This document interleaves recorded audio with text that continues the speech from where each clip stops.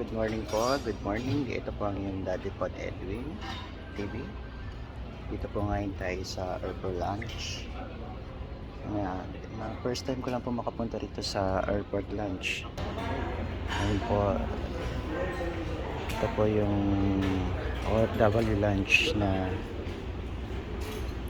nilunsad po ni Sir Arnel Ignacio, ang ating pong DFA Ambassador. Hindi po ako nagkakamali. Ito po, kumuha po ako ng Pancit Lomi.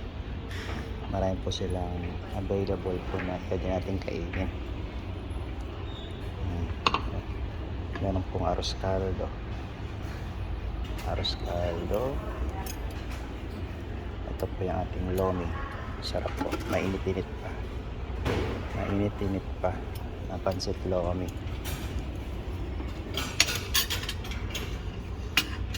Masarap sa agahan po ang arroz caldo. Wow, sarap di po ba arroz caldo. Ayan, kaunti pong agahan, saging, tapos parang pastry. Tignan muna tayo para makapag-almusal.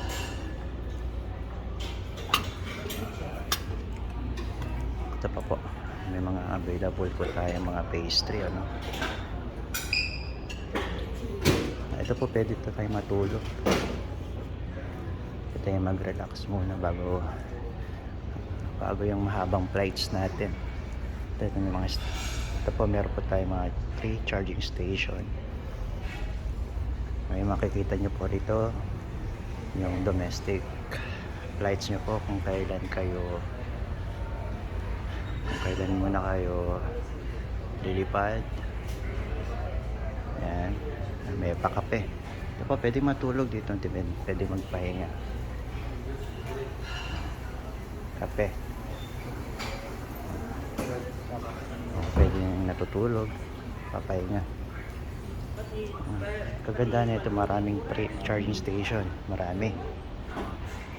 So maganda pong oportunidad dito sa ating Pilipinas. Isang magandang balita na pwede po nating pagmalaki ngayon na nagawa po ng paraan ito. So congrats po kay Sir Arnel, no? Kapag may mga bagyo man, ito pwede natin updates. Yan.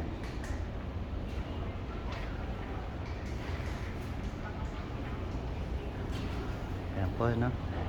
Maganda po ito, magandang balita ito para sa ating mga OFW, no? Kasi benefits po natin ito, benefits. Yan, kung ititingnan po kung anong oras yung flights po ninyo, no? Flight details po ninyo, so pwede nating